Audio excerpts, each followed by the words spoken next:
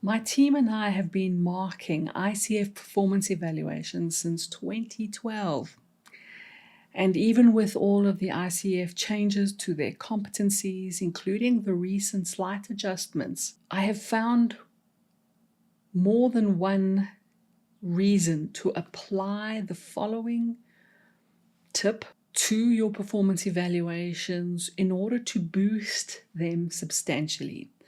So what I'm going to be doing is deep diving one small change, or at least one thing you can lean into to elevate your performance evaluation, because it has a knock-on effect in terms of many of the ICF competencies.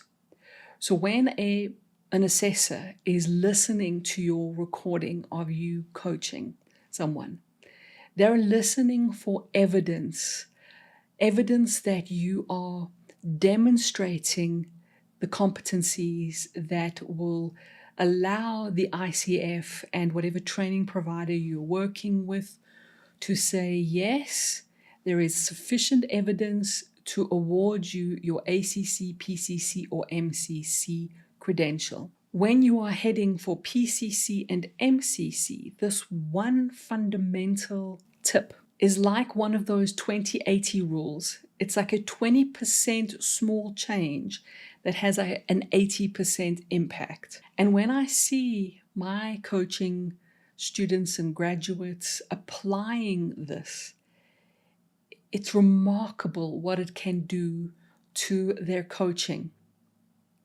And not only to have the credibility and the door opening validation of an ICF credential, but for those of us that love seeing our clients benefit massively from our sessions and from our coaching services, it's that rewarding feeling of watching a client go through massive transformation and receive a lot of value from the time that they've spent with us. So we're going to focus on this one tip. You could call it an approach, you could call it a tool set, but this is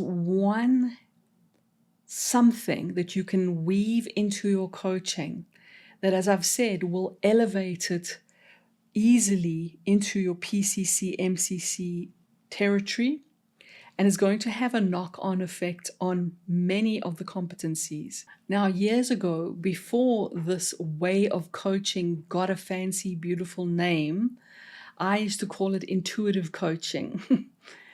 And I literally bumped into this kind of work in my earliest years. Do you know that I actually started working with clients at the age of 16? I've never stopped. I started teaching when I was 17. Yeah, I know, crazy, right? By my late 20s, I was working with between 60 and 120 students a week, as well as doing one-on-one sessions.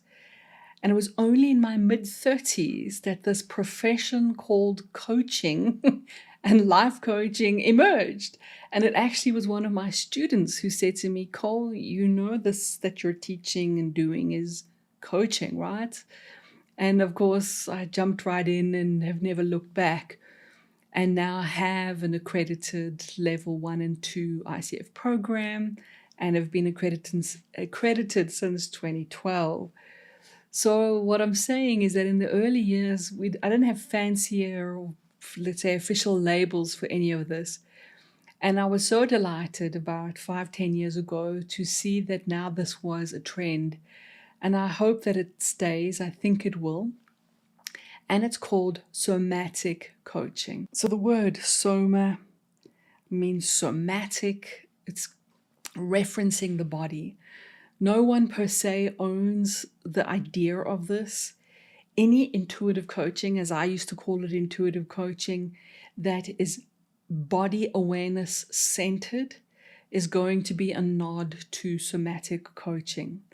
Now, I'm going to break this down really simply, and I'm going to show you exactly how you can weave this into your coaching sessions in order to just elevate the whole session and tick off the boxes needed for many of the PCC and MCC markers in a performance evaluation. In order to really understand why we want to include some somatic coaching and what, yeah, see, all the coaching questions, why, what. Let's think about it this way. Why? Many of us prefer to do coaching with depth. We're the kind of coaches that don't want to endlessly do what I call to-do list coaching. And this is really no offense to the value of to-do list coaching. To-do list coaching is coaching that is pretty much, what is your goal? How are you going to get there? What steps are you going to take? How are you going to keep yourself on track? Some kind of accountability. And yes, there's a partnership. And it ends up being action, right? It ends up being somebody either rehashing their existing to-do list, not discovering anything new. And that's an important point, by the way. If you submit a performance evaluation where your client has not created new awareness and is not grown in any way, there's no sign of growth. There's no sign of they arrived one way and they've left with new insight, new solutions, an expanded sense of identity. That's going to mark down many of your competencies, especially evidence for competencies 7 and 8, but it will knock down your whole session and it may cost you your PCC. So we do want to give an example of real growth, and therefore we want to make sure that we are not just doing to-do list coaching. To-do list coaching might be sufficient for ACC, which is the first credential, but it's definitely going to struggle to be enough and sufficient evidence for PCC and MCC. So many of us want more than that. We want to achieve some kind of growth, and it's also a good idea if we are aiming for PCC, MCC. The moment you add some element of body awareness, so somatic coaching very simply is putting in, so this is answering the what, some kind of body awareness.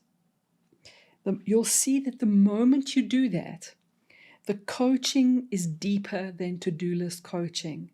It opens the door to depth. It takes the coaching deeper than surface. And my beautiful coaches and colleagues, we need that for PCC, and we definitely need it for MCC performance evaluations. We also want it for our clients. We want to do that kind of work. It's the kind of coaching that makes our hearts sing, yes? We don't want to be competing with an AI coaching bot that is really good at to-do list coaching with a little bit of depth. We want to show up with what makes us uniquely human, with our intuition, evoking our client's intuition, and body awareness is something that is very much in the territory of deep, meaningful coaching. So body awareness, what does that mean? Because it sounds a little bit strange, and we certainly don't want to overdo this either. So I'm going to give you a couple of examples so that you really understand what we mean by body awareness, and you can see where and how to plug it in to your session. Obviously, it has to be relevant. It has to feel meaningful. It should not feel mechanical. So you're not trying to force it into your coaching. You are looking for possible opportunities. And remember, you need to always be inviting your clients into this. Would you like to explore it in this way? Or gently putting in somatic questions and checking how your client is responding. And if they're responding well, you continue. If not, you perhaps check with them. If all else fails, check with your client. You don't have to guess. And if it doesn't work, you don't, abandon, don't do that. So we're not trying to force this, yes? So for example, there's a classic tool in coaching called the as-if frame from neuro-linguistic programming. Let's see how we could throw in some somatic exploration to deepen a typical as-if exploration. In an as-if frame, which is really a very kind of fancy way of just helping your client imagine as if they are already there. So you imagine there's your client standing and they want this particular future, and there's a big canyon in between of, I don't know how I'm going to get there, but this is their ideal dream destination on the other side. The as-if frame is asking questions to discover as if they are already there. So they're going to be using their imagination, that's an imagination bubble, to discover what it's like to be there. It's imagining as if they are there.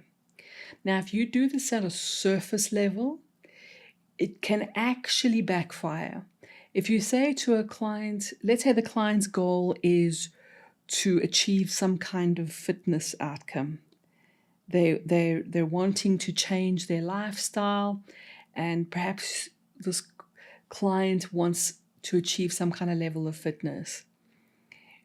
You could say to them, imagine as if you are already fit and strong the way you want to be. Now, if you stick to typical how-to questions, like, how do you think you got there? Many times, not always, many times the client is going to say, I don't know, which is many coaches, especially new coaches, that's their dreaded client answer. You ask a client a question and they say, I don't know. That's why I'm coming to coaching after all. What might be even worse than the I don't know answer is when they actually just give you a surface answer, where they don't look for a real answer, where they tell you what they think you want to hear, or they tell you the thing that's already been there for ages, and a to-do list they've already got on some device or in their minds, so they're not making any progress or any growth. So the how question, jumping into solution questions too quickly in an as-if frame, is often a mistake. Instead, see or imagine what would happen if you ask your client to imagine that future, and then you unpacked how does it feel to be there. And you slow down with this kind of question. Now, one of the things that I talk about again and again, which we teach our coaches and our clients, slowing down, space, giving a client space and using silence. And there's a fourth one, softening, which is taking the edge of how you ask things, not asking in a very direct way, putting in curiosity, imagination, etc. So using those four things can really also impact PCC, MCC, and it can really create the kind of holding a space for your client that allows them to go beyond their normal thinking. So here's how I would do this. So imagine I'm with a client who has a fitness goal, and I'm using an as-if frame, and I'm saying to them, if you would like to, I'm inviting you just to imagine what it is like to be there. You're strong and you're fit, and you've accomplished your fitness goals. In your own perfect way, imagine it's a day in the life of that being true. Just use all your senses now and imagine you're walking around. How might it feel to be there? So notice what I did. We went very slow. We used a lot of softening, a lot of silence, a lot of space. And then the invitation is feeling. So the languaging is feeling. The moment we start languaging into feeling, They could go into emotion, they could go into physical sensation, but we have opened up something somatic. Now we can take this even further. Once they start engaging in that kind of exploration and they're starting to describe how they're feeling. Now, a very visual person will describe feelings visually, even though it's a feeling question. Somebody who is quite kinesthetic and naturally into their body sensation will describe it in that way. Someone who's more auditory will talk about what they're hearing and noticing in terms of understanding via an auditory sense. Regardless of that, if you're going to bring somatic work into your coaching and deepen it immediately, you could throw in any of these or a mix of them to ask them, now that they are living this fitness reality, how are they walking? To notice their posture, their body posture.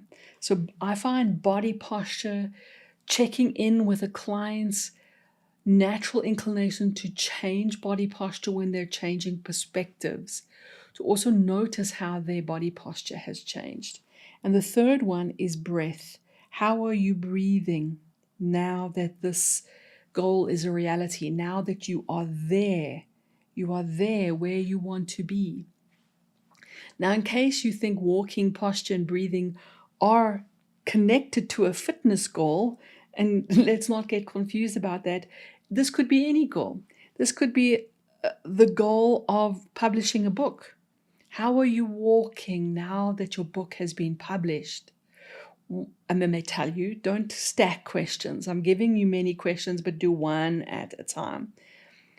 Then they describe that. And you say, what happens to your body posture as you look at yourself in the mirror, knowing that your book is published? And then they tell you, and they unpack that. And how is your breathing different, knowing that your book is published? And they tell you, and they unpack that. Can you tell that with the addition of some somatic awareness, some body awareness, some somatic intuitive coaching, where you're inviting breath awareness, posture awareness, the way they walk, woven into an as if, you've already brought the session into depth. Now, this kind of as if frame is ideal in the earliest part of a session when you are in that discussion with your client about their goals, about their vision, about their dreams.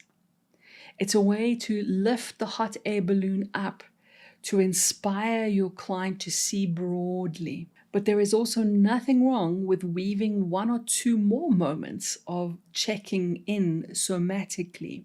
And here are the other two places that I think a little somatic exploration can really serve. So the second place where somatic exploration really works well is in the heart of the solution-focused conversation, where you are delivering on the session's outcome, which we at InnerLifeSkills call the contract.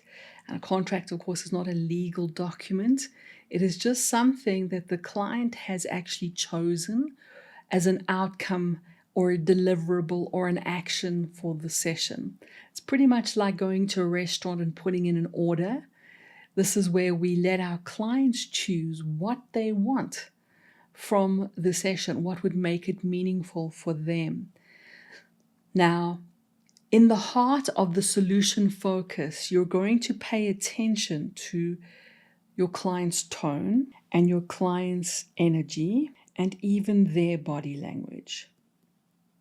Now, in the ICF language, when we are taught to be ICF assessors, to mark assessments at a PCC level especially, they're called PCC markers, there is a lot of emphasis on listening for, noticing, and reflecting changes in tone, energy, and or body language back to the client. Because when a client gives you a solution, but the tone contradicts what they've said, that's pretty important. If a client is saying, yes, can't wait to get going, love the idea of just come up with, I'm going to start immediately. That tone, that energy, that body language says a very different thing to, well, I suppose I could make a start this Saturday. The tone, the energy, the body language are contradicting what they're saying. An amateur coach or a coach that is not really mindful of this and how important it is will skip through it and stay with the client's words only. So when you're sticking with the literal words that a client is using instead of listening deeper for this somatic, intuitive part of a coaching session, you're going to miss out on opportunities. And one of the things an assessor is listening for is not only evidence of your competencies being displayed, but it's also whether you have spotted opportunities to coach. If you miss an opportunity to coach, if your client says something that really is important and you skip right through it, especially in a mechanical way, as if you're on a mission and you're not truly listening to your client, that's a big mismatch, and that's going to count as contra evidence in your performance evaluation. And that leads me to the third place that somatic coaching really can play a huge, huge difference. Did I say huge twice? I did. And that is when we are working with obstacles. Now, there's two kinds of obstacles. Our clients are facing outer obstacles, which are the classic resource, time, money barriers. And we know often as coaches, I created a whole brand called InnerLifeSkills Coaching because we know that if the person's inner obstacles are there, it doesn't really matter the kind of work they do on the outer obstacles. We can remove all the outer obstacles, but if the inner ones are still there, we don't make progress. True? So how do we use somatic awareness when we are exploring with the client obstacles? And by the way, please don't be afraid to do obstacle excavation and exploration with your client. Just because pure ICF coaching is not therapy does not mean we must keep sessions in that to-do list space. In fact, it will be to your disadvantage.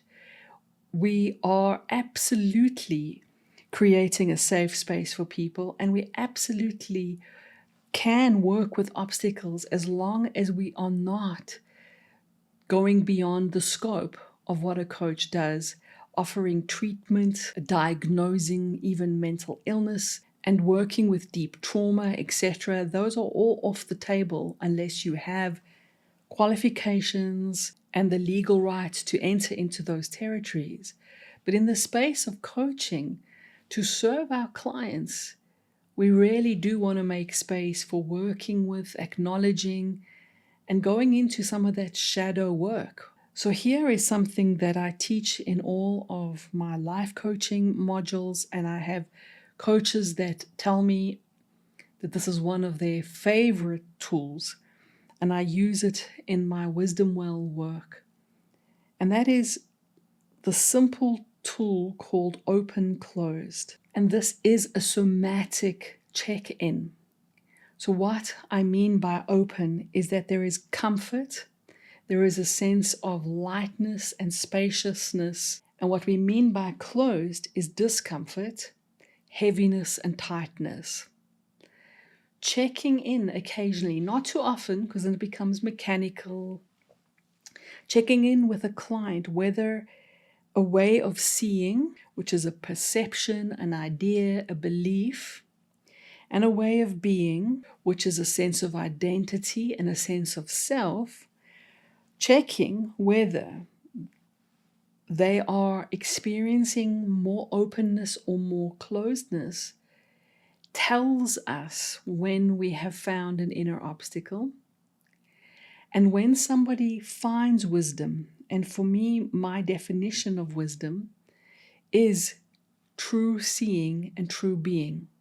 It is seeing from wholeness. And when our clients are seeing with wisdom, seeing from wholeness, they automatically shift from closed to open. And those are the transformative, powerful catalysts that can be brought into a coaching session that we would miss entirely if we didn't check in with this kind of somatic, intuitive coaching style. I have an entire playlist on ICF competencies, guides for you to not only achieve your next ICF credential, but to stay in touch with these beautiful skills that change people's lives.